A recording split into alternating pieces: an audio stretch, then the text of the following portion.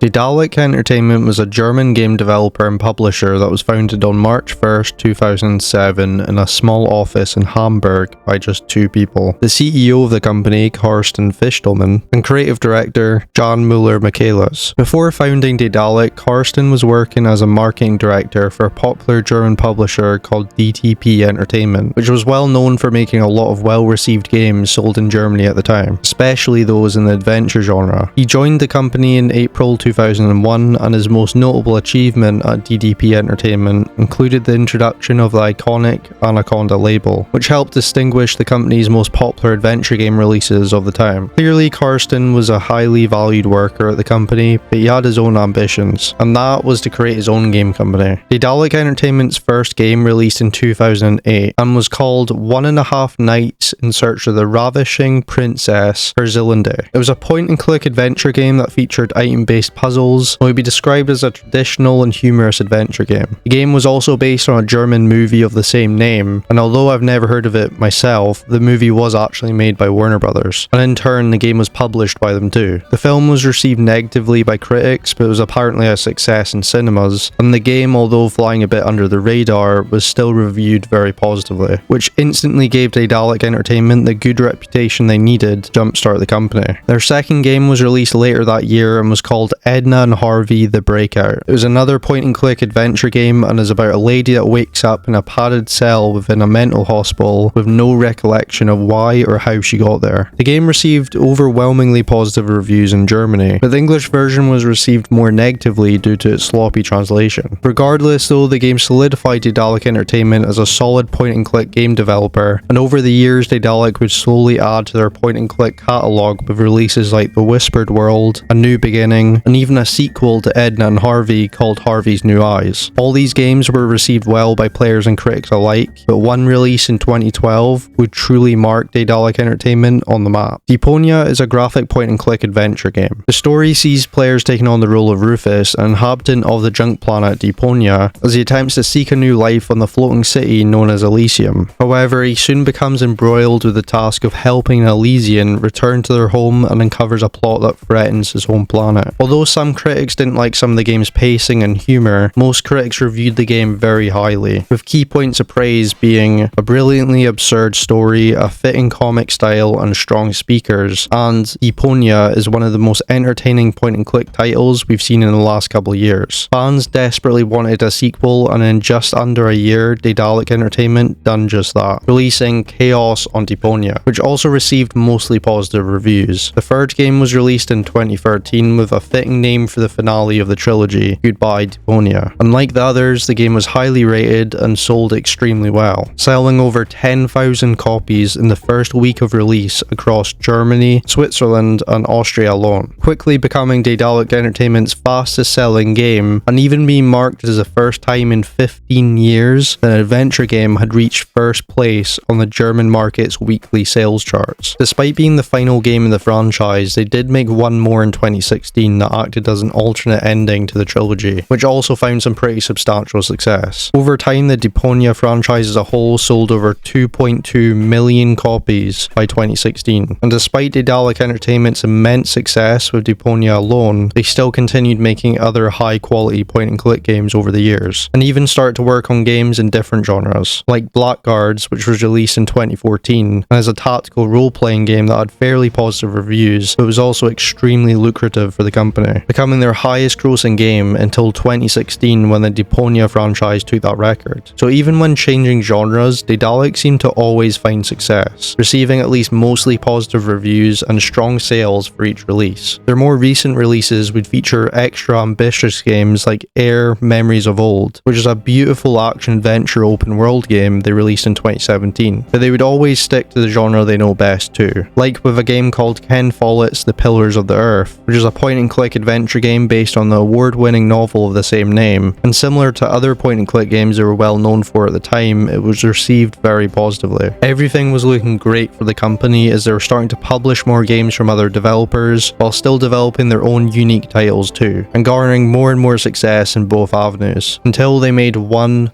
fatal decision when they decided to take on a game that seemed a little too ambitious for the company. The Lord of the Rings Gollum was announced on March 25th, 2019. It was to be set in the fictional world of Middle-earth created by J.R.R. Tolkien, and it would take place in between the events of The Hobbit and the Fellowship of the Ring. This announcement was obviously a massive deal for the company, as going from developing indie games to then a AAA game from a multi-billion-dollar franchise is a massive step up, but one that they thought they were ready for. I mean, the company had experience in creating high-quality games based on novels and movies in the past, so they had experience in making games like these, but just not to this scale. This was a chance for Daedalic Entertainment to truly prove themselves to the gaming industry, and to a much larger new audience. But sadly, they didn't quite deliver. The problem started before the game even released, as the game encountered many delays. When it was originally announced in 2019, the game was set to be released in 2021, but later that year it was eventually pushed to 2022. Then on the 24th of May, it was announced on the game's Twitter page that the game was now going to be released on September 1st, 2022. But just a couple months later, in July, the game was delayed once again, this time not even declaring a new release date and instead just pointing out how the game will be delayed for a few months. Eventually, the publishing company for the game, Nacon, announced that the game would have a final release date of May 25th, 2023. So after a good 2 years of delays, most people didn't seem too optimistic for the game leading up to its release. But I think even people's lowest expectations for the game were still too high for what they'd eventually receive, as Gollum was a complete disaster. It was quickly torn apart by players and critics alike, cited as having uninteresting and poorly designed levels, terrible stealth, mediocre to straight up bad visuals, and boring missions and dialogue. Even the game's stability was bad, as players would encounter regular frame drops and crashes near launch, and that's not even mentioning the infestation of bugs and glitches the game was plagued with. The game quickly became the laughingstock of the internet, with everyone pointing out the myriad of flaws the game suffered from. And after just one day of intense scrutiny, Daedalic done the only thing a company in their position can do: released an extremely corporate sounding apology, saying that they sincerely apologize for the underwhelming experience many of you have had, and we are committed to providing you with patches that will allow you to enjoy the game to its fullest potential. These patches would come in the form of a day one patch that helped remedy some of the worst problems players were receiving at launch, like constant crashes and some game-breaking bugs, and a second patch that was released on the 27th of July that helped with a lot of the performance issues and a bunch of smaller issues with the game, like problems with the camera, quest markers disappearing, and interactable objects suddenly becoming non-interactable. But fundamentally, the game was still in a terrible state, and to this day still suffers from all sorts of performance and bug issues. These were the only two patches that Daedalic would end up releasing on PC, and on June 30th, it was announced that Daedalic Entertainment would be shutting down their development division due to the massive disappointment of Gollum, and would now be focusing solely on the publishing side. Because of this and the general failure of the game itself, 25 out of just over 90 workers within the company would be affected. And just to make things even worse, the company was actually set to develop a second Lord of the Rings game after Gollum, which, as you'd expect, was quickly cancelled after this news broke. Daedalic Entertainment took a big hit from all this, but you've got to wonder, how did they fail this badly? Were there issues within the company at the time of development? Was their budget of 16 million euros not high enough to make what they planned? Or did they simply just bite off more than they could chew? One aspect that I think might have played a role is the fact that the co-founder and creative director was absent in the development for Gollum, which might not seem like a massive deal, but when you look back at their past projects, he was the main person behind a lot of their impactful stories, especially those involving characters with split personalities, which the CEO of ItsAnomal even acknowledges in an interview talking about their past games that have characters with somewhat similar character traits to that of Gollum. So it's pretty strange that he wasn't involved with the game, and maybe it's what helped contribute to its downfall. Despite Gollum being such a laughably bad game that definitely deserved most of the immense hate it received, I still can't help but feel a bit bad for the people behind it. Daedalic Entertainment started off making indie game passion projects that would immerse players into the story and characters. They would push the point and click genre to a larger audience and help to make the games more prevalent in their home country of Germany. And after over a decade of making highly reviewed and respected games, it only took one big mistake to tarnish all of it. And now the company may never develop a game ever again. It just shows you how cutthroat the gaming industry can be, and I guess how thankful you should be of what you've got, as at the end of the day, it can all be taken away in an instant.